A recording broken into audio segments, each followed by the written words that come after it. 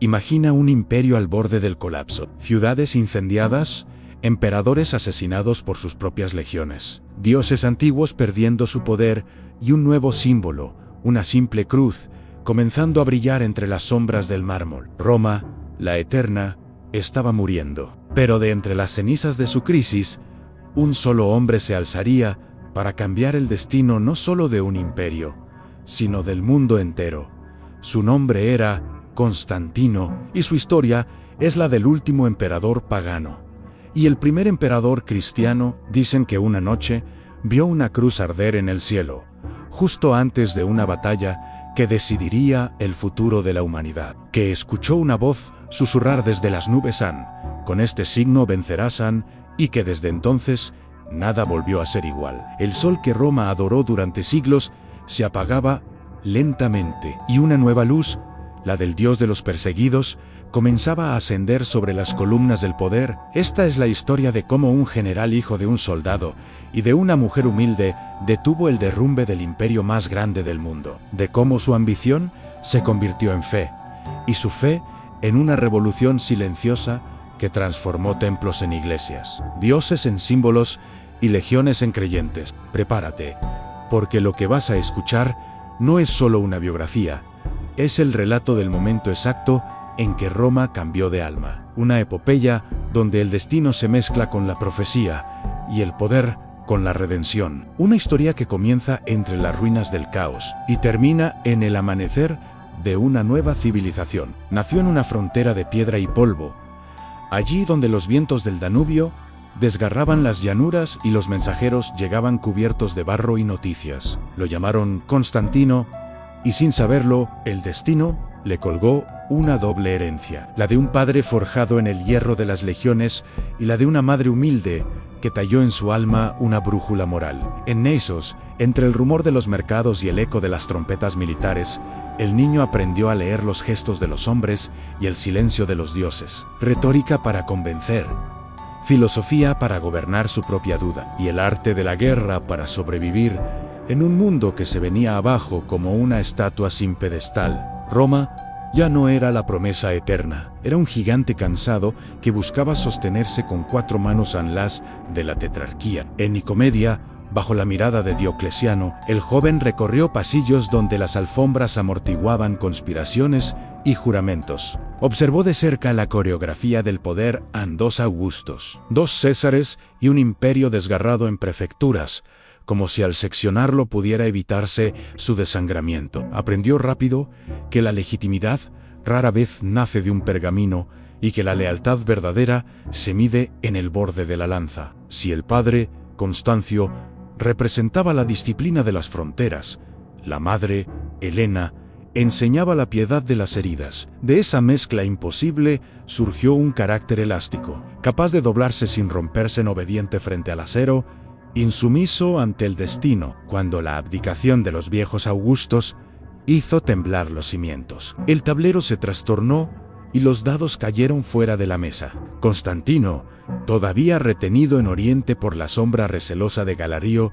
tomó la noche entre sus manos y, cabalgando con la urgencia de quien persigue su propio nombre, cruzó hacia Occidente para estrechar la mano de su padre. En Britania, el viento del norte olía a lluvia y a juramentos. Allí, al borde de la bruma, combatió junto a Constancio contra los pictos. Un verano después, en Eberacum, el emperador padre expiró, y el ejército pronunció un veredicto de acero. Los estandartes se inclinaron hacia el hijo. Fue una aclamación más vieja que cualquier decreto en la de los hombres que han visto al líder compartir el barro y el pan, la de quienes hacen de la obediencia una forma de amor severo.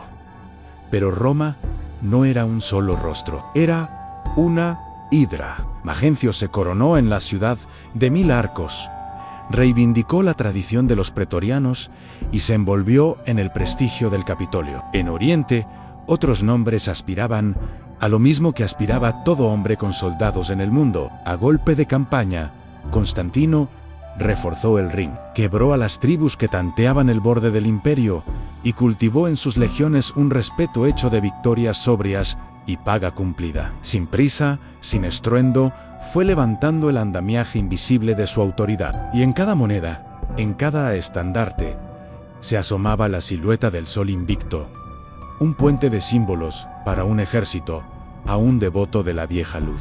Mientras su interior, silencioso y expectante, empezaba a girar hacia otra aurora. El choque con Magencio no era una elección, era una cita. Las ciudades del norte de Italia cayeron como piezas de mármol empujadas por una mano segura en Turín, Verona, Brescia. En cada una, el rumor se hacía más nítido, el libertador avanzaba. Entonces, a orillas del Tíber, cerca del puente Milvio, se encontraron dos formas de legitimidad: la de la capital y su orgullo, la de las provincias y su justicia prometida. La víspera se tiñó de una claridad extraña. El relato dirá que hubo un signo en el cielo, una cruz que cortaba la tarde, con promesa de victoria, y una frase prendida a la luz, como si el firmamento fuese pergamino. Hay quienes juraron verla, hay quienes la negaron, pero desde ese día el símbolo saltó de la fe secreta a la lanza de la legión. Con ese estandarte,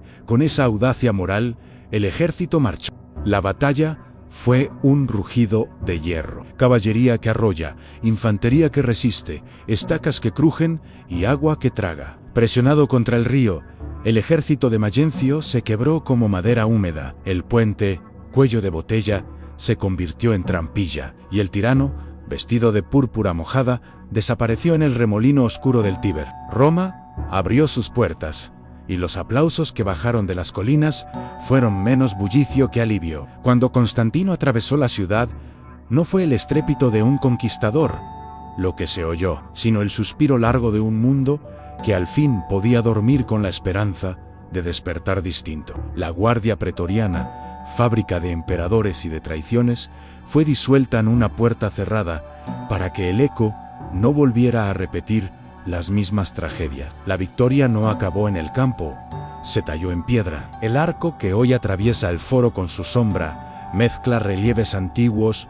con inscripciones nuevas, como si el pasado fuera cantera que legitima un nacimiento. Allí se habla de inspiración divina, de una mano alta guiando la espada terrenal. Delante, una ciudad cansada comenzó a imaginar un futuro sin cadenas invisibles. No hubo aún decretos de fe obligatoria, pero el perímetro de lo posible cambió para siempre. Porque un año después, en Milán, la política respiró hondo y dijo algo que ninguna espada había dicho: en libertad de culto. El edicto no fue un grito, fue una llave. Abrió puertas en catacumbas, devolvió casas a comunidades expoliadas. Dejó de medir la lealtad por los altares y empezó a medirla por la paz que traía a las plazas. Para la iglesia, aquello fue el sonido de un candado cediendo. Los obispos emergerían de la sombra a la plaza pública. Ya no serían pastores clandestinos, sino voces con interlocutor. La lectura de los evangelios,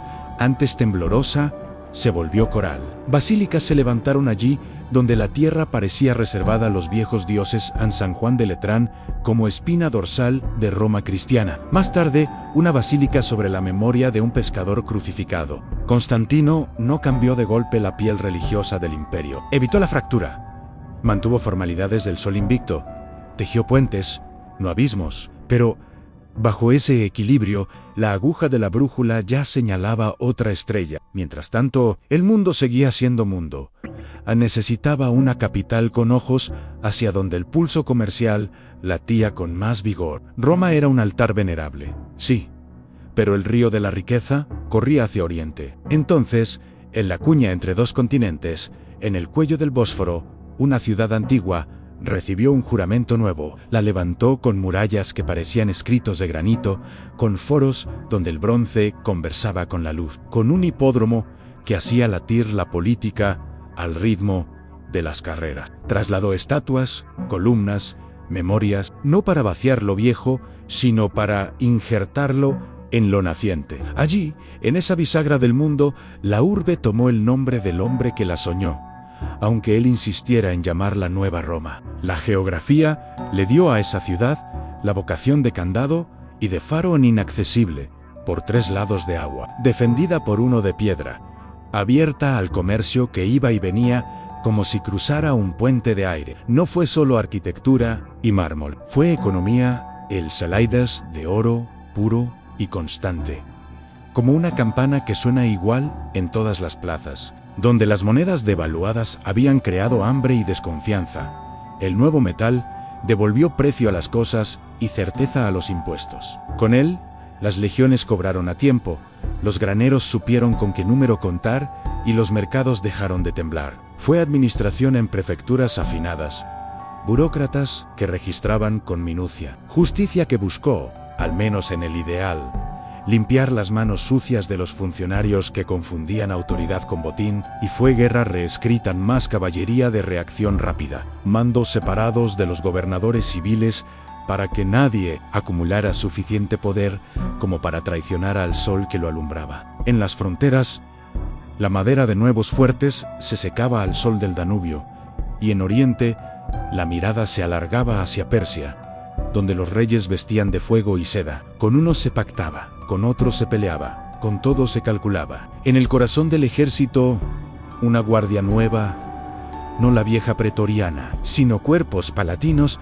más cercanos al trono que a la tradición, juró su lealtad no solo al hombre, sino al orden que su nombre sostenía. Y, entre los estandartes, empezó a brillar una señal el lábaro con el crismón, dos letras que se cruzan como si fueran lanzas, uniendo el rumor de los salmos con el redoble de los tambores. Pero la fe no es una alfombra extendida sin arrugas, es un mar con corrientes. Crecía, y al crecer, discutía sobre su propio corazón. ¿Quién es Cristo? ¿Qué significa decir que es hijo? ¿Cómo su relación con el Padre no rompe la unicidad que los profetas guardaron como si fuera un vaso precioso? Desde Alejandría, una voz delgada y firme, Arrio, dijo On, es criatura excelsa, no eterno como el Padre. Y otra voz, Atanasio, contestó, ¿Ansi no es Dios de Dios? ¿Luz de luz? ¿Cómo salva? El rumor ya no era teológico, era político. En las iglesias se dividían, los obispos firmaban cartas que parecían decretos de guerra, y el imperio, que buscaba unidad, encontró el riesgo de la fractura. Entonces el emperador tejió una mesa grande en Nicea Anmas. De 300 obispos cruzaron mares y montes, algunos con cicatrices de antiguas persecuciones. Él no fue teólogo, pero supo que la paz se defiende también con palabras precisas. Abrió el concilio con respeto, pidió concordia, dejó a los doctos la hondura del argumento. Al final, una palabra griega, homoousios, soldó lo que la disputa había querido, escindirán de la misma sustancia que el Padre, y un credo, chispeante como una espada recién forjada, unificó la liturgia de la fe. No acabaron las resistencias, ni callaron los que seguían mirando a Arrio como maestro. Pero el terremoto dejó de partir la tierra. Desde entonces, el emperador no sería solo garante de caminos y graneros, sería también guardián externo de una unidad interna. La vida en los palacios no siempre obedece a la geometría del mármol. La tragedia se sentó a comer en la mesa del emperador y dejó migas que nadie quiso recoger. Crispo, hijo Mayo Ere, fue eliminado por órdenes que aún hoy resbalan en hipótesis, en celos, intrigas, acusaciones venenosas. Fosta, esposa imperial, murió poco después, envuelta en rumor y silencio. La justicia de Dios y la razón de Estado, a veces, caminan por rutas que no sabemos reconciliar. Roma habló poco, la Iglesia habló menos. La historia, con su pudor de archivo, solo apuntó fechas. Pero en el rostro de Constantino se adivinó un pliegue nuevo, como si la púrpura pesara no solo en los hombros, sino también en el corazón. Ya hacia el final el Oriente volvió a reclamar su decisión.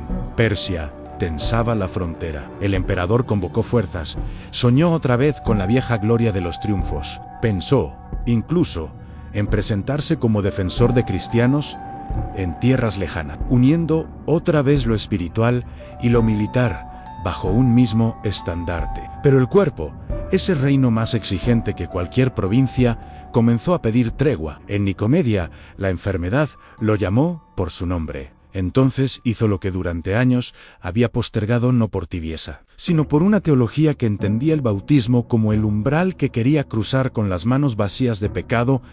Pidió el agua.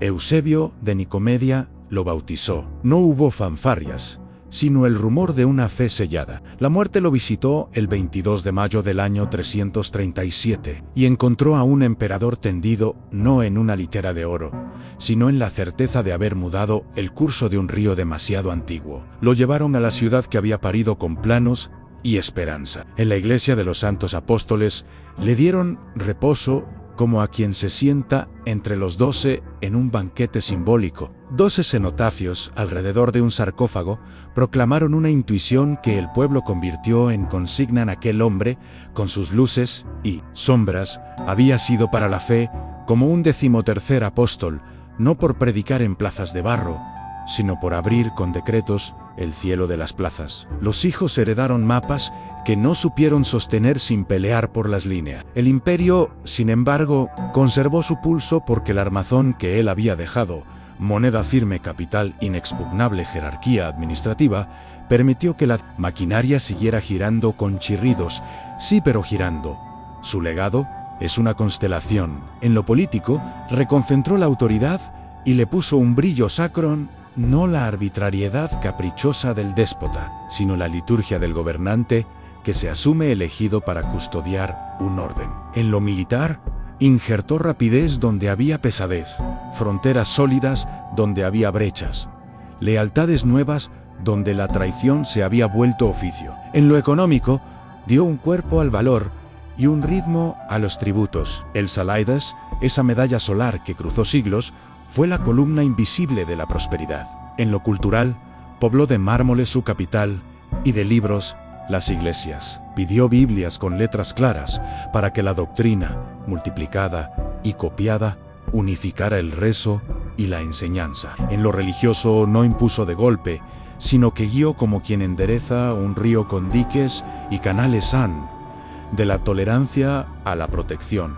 De la protección al mecenazgo, del mecenazgo a la intervención, cuando la paz amenazaba con romperse por discusiones que sin precisión se vuelven guerras. Hubo ambivalencias, porque toda transición es un puente al viento. Algunas monedas mantuvieron al sol de los antiguos, algunas ceremonias vistieron aún el ropaje de los días anteriores. Fue prudencia y fue cálculo. No hay arquitectura más frágil que la del alma de un pueblo. Supo, además, escuchar la sabiduría de su propia casa en Jalena.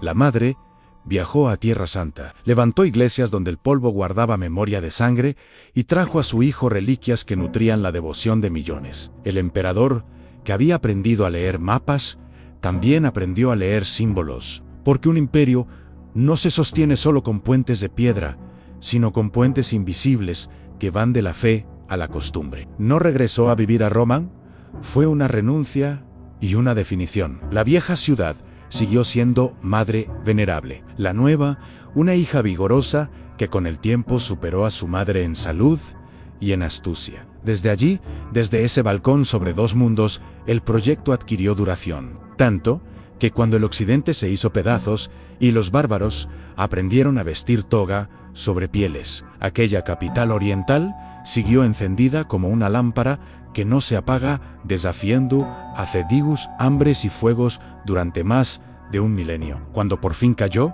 lo hizo como caen los árboles legendarios, dejando en el aire el olor de un bosque entero. Sobre su figura, los cronistas levantaron altares de tinta.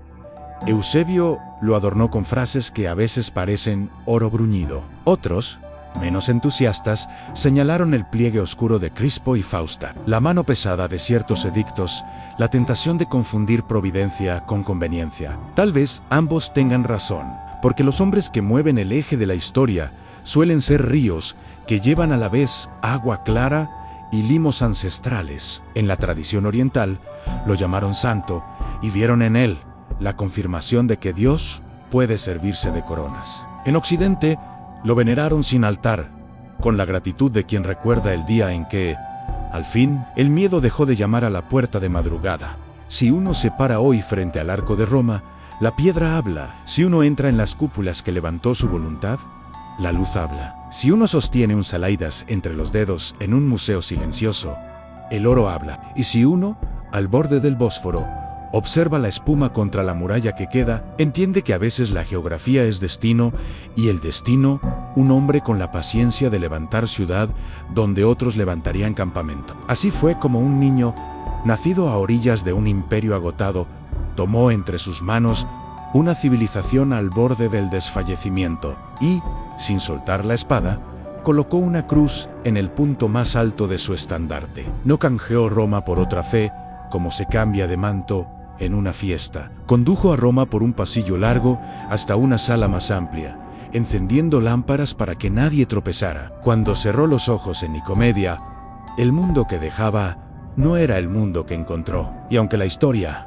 caprichosa, volvería a ensayar colapsos y renacimientos, algo quedó trazado en el fondo del tiempo en un surco por el que navegarían reyes, obispos, mercaderes y peregrinos durante siglos. Quizá la pregunta no sea si Constantino vio una cruz en el cielo, o si el cielo, por una tarde, adoptó la forma de su destino. Quizá la pregunta sea otra más honda y más incómoda, aun cuando los pueblos se asoman al borde del abismo, ¿salvan su mundo los héroes que imaginamos, o las decisiones concretas, políticas económicas espirituales, que alguien con el pulso firme se atreve a tomar? Mientras esa pregunta susurre en las piedras de las ciudades que fundó y en la memoria de la fe que protegió, su sombra seguirá caminando con nosotros como un general sin ruido, que desde la distancia todavía nos invita a elegir, ¿bajo qué signo queremos vencer?